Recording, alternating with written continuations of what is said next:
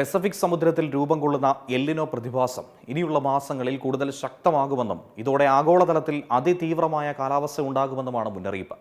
കാലാവസ്ഥാ വ്യതിയാനവും എല്ലിനോയുടെ സ്വാധീനവും ഒരുമിച്ചാൽ 2027 മനുഷ്യ ചരിത്രത്തിലെ ഏറ്റവും ചൂടേറിയ വർഷമായി മാറാൻ സാധ്യതയുണ്ടെന്നാണ് ബ്രിട്ടന്റെ മെറ്റ് ഓഫീസ് മുന്നറിയിപ്പ് നൽകുന്നത്.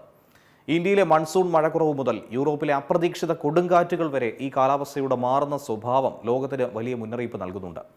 സ്പെയിൻ, ഇറ്റലി, ഫ്രാൻസ്, ജർമ്മനി തുടങ്ങിയ രാജ്യങ്ങൾ ഈ വേനൽക്കാലത്ത് കടുത്ത ഉഷ്ണതരംഗം അനുഭവിച്ചിരുന്നു. എന്നാൽ ഇപ്പോഴിതാ അതേ മേഖലകളിൽ അപ്രതീക്ഷിതമായ കനത്ത മഴയും കൊടുങ്കാറ്റും നാശം വിതയ്ക്കുന്നു. ജർമ്മനി പട്ടണത്തിൽ ടൊർണാഡോ നിരവധി കെട്ടിടങ്ങൾക്ക് നാശനഷ്ടമുണ്ടാക്കിയതായിട്ടുള്ള വാർത്തകൾ പുറത്തു വരുന്നുണ്ട്. മരങ്ങൾ കടപുഴകി, വൻ വസ്തുക്കൾ കാറ്റിൽ പറന്നു വീണ അത്തരത്തിലുള്ള നാശനഷ്ടങ്ങൾ. ഇറ്റലിയിലെ ഒരു മേഖലയിൽ ഒരൊറ്റ രാത്രിയിൽ 23,000-ലധികം മിന്നലുകൾ രേഖപ്പെടുത്തിയെന്നാണ് റിപ്പോർട്ട്. അതിൽ 8,000-ലധികം മിന്നലുകൾ വെറും 2 മണിക്കൂറിനുള്ളിൽ തന്നെയായിരുന്നു ഉണ്ടായത്. പിസയ്ക്ക് സമീപം മണിക്കൂറിൽ 66 മൈൽ വേഗതയിലാണ് കാറ്റടിച്ചത്.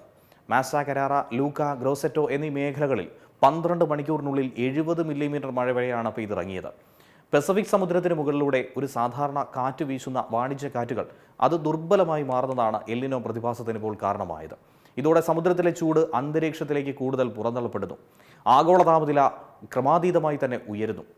സാധാരണ 2 മുതൽ 7 വർഷത്തിനിടയിലാണ് എല്ലിനോ ഇങ്ങനെ ഉണ്ടാകുന്നത്. എന്നാൽ ആഗോളതാപനത്തിൻ്റെ പശ്ചാത്തലത്തിൽ അതിൻ്റെ പ്രത്യാഘാതം ഇത്തവണ കൂടുതൽ രൂക്ഷമാക്കും. ഒരു ഭാഗത്ത് കൊടുംചൂട്, മറുഭാഗത്ത് പെരുമഴയും കൊടുങ്കാറ്റും.